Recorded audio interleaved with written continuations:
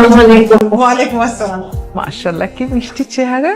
তা মা, তুমি কতদূর পড়ালেখা করেছো? আমি তো পড়াশোনায় সবসময় ভালো ছিলাম। আমার আব্বার ইচ্ছা ছিল আমি এয়ারনটিক্যাল ইঞ্জিনিয়ারিং পড়ি। ওনার বন্ধু আবার এয়ারলাইন্স এর মালিক, তো তাই। দুলাভাই, এটা তো কোনো শুনিনি। কোন এয়ারলাইন্স? ওই আর কি, কাতার এয়ারলাইন্স এর মালিক। ওনার ফ্যামিলি আপনার পরিচিত? হ্যাঁ, বন্ধুত্ব যে কারোর সাথে যে কোনো সময় হতে পারে। তুই কোন সাবজেক্টে পড়ছিস সেটা বল। বাংলায় পড়েছি। এয়ারনটিক্যাল ইঞ্জিনিয়ারিং থেকে একদম বাংলা। এত প্লেন গোত্তা খায় একদম ধান খেতে পড়ে গেছে। বাংলা ভালো। বুলবুলি মা, সবাইকে তো আপ্যায়ন করুন। হ্যাঁ প্লিজ, নিন না। আপনারা কিন্তু রাতে খেয়ে যাবেন। হ্যাঁ, 5টা খাসি জবে দিছে। আমার মনে হয় কি, ছেলে মেয়ে একটু আলাদাভাবে কথা বলুক, মানে সংসার তো ওরাই করবে। আসেন। দেখেন, আমি বুঝতে পারছি আসলে অজানা একজনের সঙ্গে আপনি কথা বলবেন, বিষয়টা একটু আপনার জন্য বিব্রতিকর। না, বিব্রতকর কেন হবে? এর আগে 23 জন ছেলের সাথে এই রুমে বসেই কথা বলছি। আর অনেকে তো আপনার মতন লজ্জাও পায়, তাই আমি প্রাইভেসির জন্য গেট লাগিয়ে দিই। গেট লাগিয়ে গল্প করতেন? হ্যাঁ, আপনার প্রাইভেসি লাগবে, আমি গেট লাগিয়ে দিই। না প্লিজ দেখেন গেট। কত দিলেন?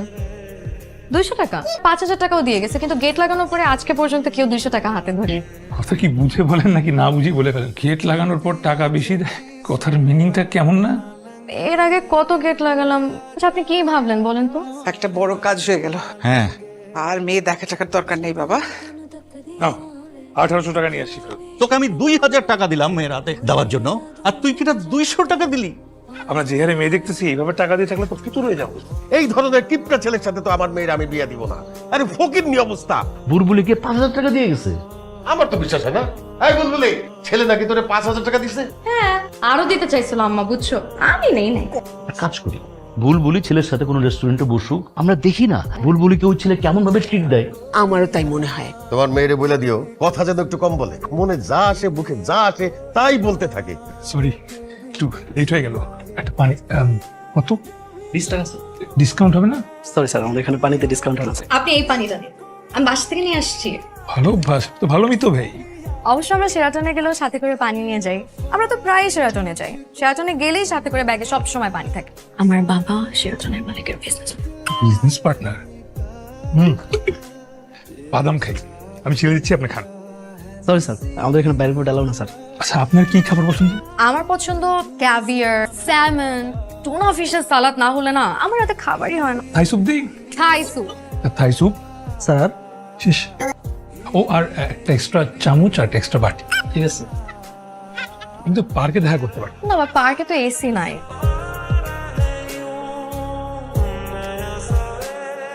এই বেশিটা আপনি খান। ছেলেটাকে আমার পছন্দ হয়েছে। আমি তো কথা বলি বেশি, ছেলে খরচ করে কম, আমাদের মিলবে ভালো। আচ্ছা, আপনারা যেই বাড়িতে থাকেন নিজেদের নাকি ভাড়া?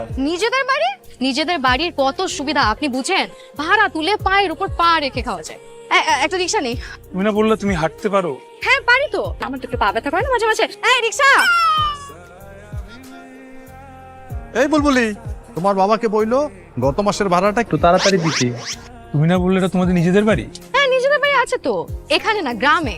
আসি তাহলে। হ্যাঁ হ্যাঁ। আসতে পারলাম না গো। আপনি 60 টাকা ভাড়া 20 টাকা দেন কি করে? ভাই, 20 টাকাই, আমার কাছে আর কোনো টাকা নাই। অন্য কিছু চাইলে সেটা দিতে পারি, তো টাকা নেই আমার কাছে। কি করতে পারবেন? আপনাকে দেখে তো ভদ্রলোক মনে হচ্ছে। আমার একটু পিঠটা চুলকে দেন তো। পিঠে চুলকে দিই, টাকা তো বাঁচলো। ওই কোন জায়গায়? হ্যাঁ, এখানে।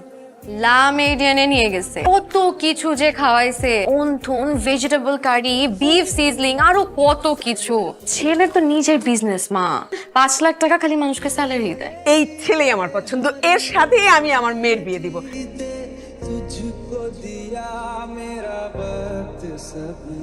তাড়াতাড়ি কি করবো? এই যে গয়নাগাড়ি যা আছে এগুলো তাড়াতাড়ি খুলো। আর এগুলো ভাড়া করে আনছি। এমনিতেও এইসব সোনার গয়না নিজের কাছে রাখা লাভ কি?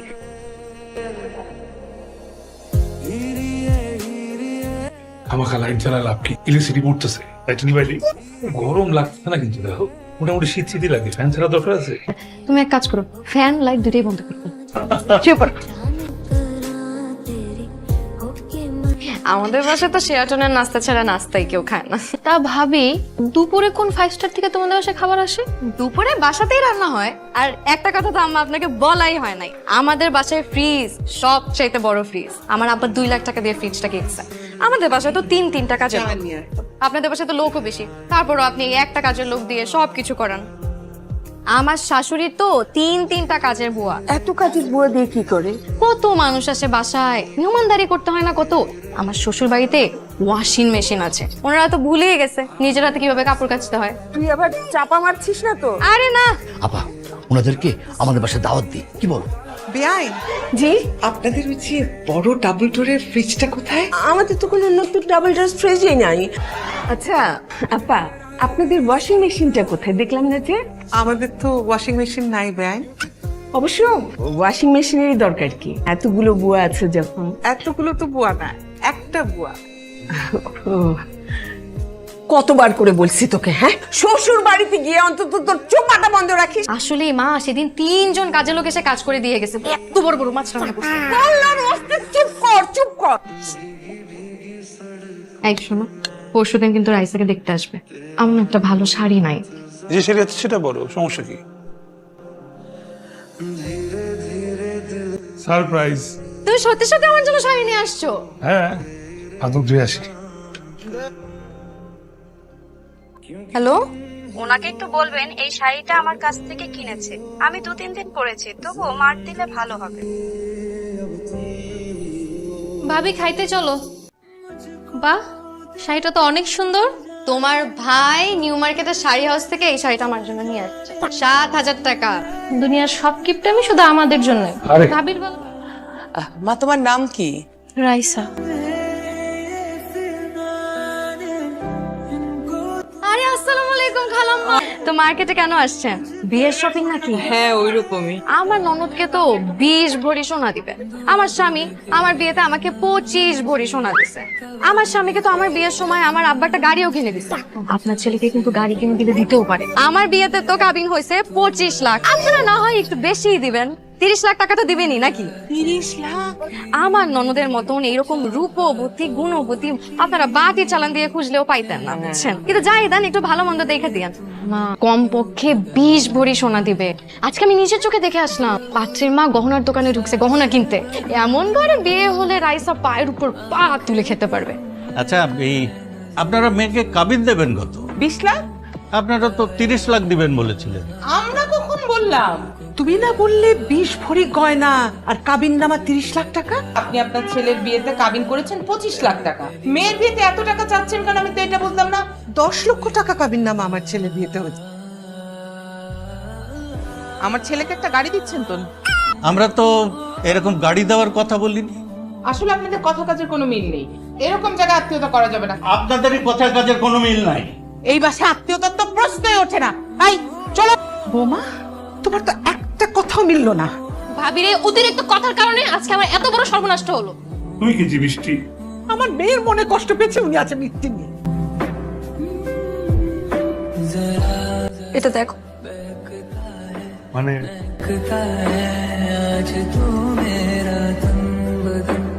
আমি খুব খুশি, লক্ষ্মী বৌমা। খুব ভালো বড় ডাক্তার দেখাতে হবে। আমার এক বান্ধবী আছে অনেক বড় হসপিটালের অনেক বড় ডক্টর। অনেক বড় হসপিটাল, অনেক বেশি ফি। আরে বান্ধবী আবার কিসের ফিস? প্লিজ না, প্লিজ টিস লাগা। আরে বান্ধবী কি খবর? আরে বুলবুলি তুই? চল চল। আপনারা ছেলে কিন্তু পাইছেন লাখে একটা। সেই দিনও তো ওনার প্রডিউস করা একটা নাটক রিলিজ দিছে, কত ভিউ হয়েছে জানেন? 1 লাখ। ওনার সাথে দেখা করার জন্য সব নায়ক নায়িকারা লাইন দিয়ে বাসার সামনে দাঁড়ায় থাকে। সেদিন কি হয়েছে জানেন? এক নায়িকা রাত 1:30টার সময় বাসায় চলে আসছে, সারা রাত বাসায় ছিল। তুমি তো আগে সব আমাকে বলো নাই, চিটার লুচ্চা। কি করলে এটা ভাইয়া? নায়িকারা বাসায় আসবে, এটা তো ভালো কথা। দেখছো মা, দেখছো তোমার বড় ছেলের বউ কি করছে? উনি কথা না বললে হয় না? আমার 3 বছরের সম্পর্ক উনি ভেঙে দিছে। তোমরা তো কেউ কিছু বলবো না, ওনার মুখেও কিছু আটকে না। যখন যা আছে তাই বলে। আমি থাকবো না এবার, তোমরা থাকো। ফাইনুল, কি করলে এটা? আমি তো বুঝলাম না। এর আগে রাইসার বিয়ে ভাঙলে, এখন আমার ছেলেটার বিয়ে ভাঙলে। তোমাকে তো আমরা কেউ বলিনি এইসব বানিয়ে বানিয়ে কথা বলতে। এ কি ভাবি, বোমা? আই মাইনুল, প্রেগন্যান্সি কিডস আগে কোন ডাক্তার দেখেছেন? ডক্টর তাহমিনা। আমাদের হসপিটালে তো তাহমিনা মানে কোনো ডাক্তার নেই, একজন নার্স আছে। ম্যাম আমি ডেকেছেন? আরে বুলবুলি তুই এখানে? তাহমিনা, তুমি ওনাকে চেনো নাকি? ও আমার ফ্রেন্ড হয়, কিন্তু ওর কি হয়েছে? ওনাকে দ্রুত ভর্তি করতে হবে, আপনার হাজবেন্ডকে নিয়ে তাড়াতাড়ি ব্যবস্থা করো। কত বড় মিথ্যুক চাপাবাজ! বলে কিনা ডাক্তার ওর বান্ধবী, সে তো হচ্ছে নার্স। নার্সের দেওয়া ওষুধ খেলে তো মিসক্যারেজ হবেই। তোমার মা আর কিছুতেই তোমার বউকে টলারেট করতে পারছে না। তুমি তোমার বউকে নিয়ে এখন থেকে আলাদা থাকো। চালা থাকা তো অনেক খরচ। তোমার বউয়ের বেশি কথার কারণে এই সংসারে অনেক সমস্যা হচ্ছে। আমার নাতিটা পর্যন্ত নষ্ট হয়ে গেল। কি হয়েছে? তোমার জন্য এই সংসারে সবকিছু লন্ডভন্ড হয়ে গেছে। তোমার কারণে আমার ভাই বোনের বিয়ে ভেঙে গেছে, তোমার কারণে আমার বাচ্চা নষ্ট হয়ে গেছে। তুমি বাসা থেকে বের হয়ে যাবা সোজা। আমি কোথায় যাব? তুমি চলে যাবে, বাসা থাকবে না তুমি। প্লিজ আমাকে এভাবে তাড়াই দিও চুপ থাকো, একটা কথা বলবা না তুমি। আবির, আবির প্লিজ, আবির।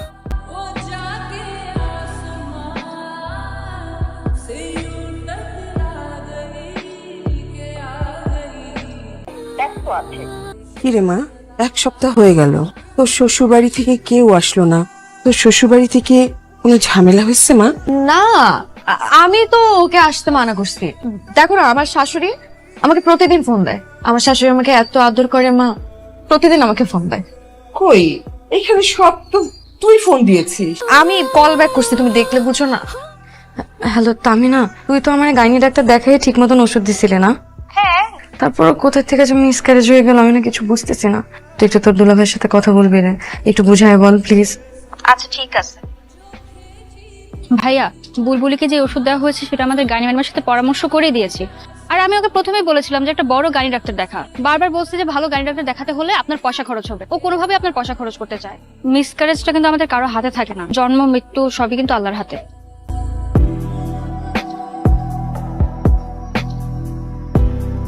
ভাই কি হয়েছে? ভাই এখানে বেজাল ডেট ওভার ওষুধ বিক্রি করতো তো, এই জন্য পুলিশ রেড দিছে।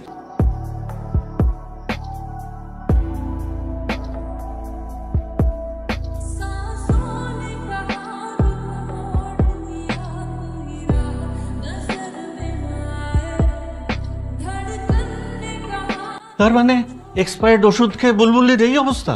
হ্যাঁ, কিন্তু তুই এমন ওষুধ কেন কিনলি? টাকা বাঁচানোর জন্য ম্যাম।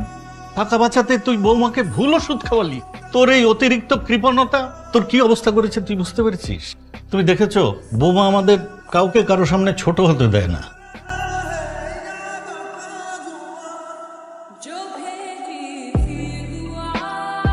মাফ করে দাও। কি করতেছো তুমি? তোমার সাথে বেশি খারাপ করছে, আমি আর করবো না। তুমি মাফ করে দাও। স্বামী স্ত্রীর মধ্যে কত সমস্যা হয়, আমি সত্যি কিচ্ছু মনে নেই নাই, বিশ্বাস করো।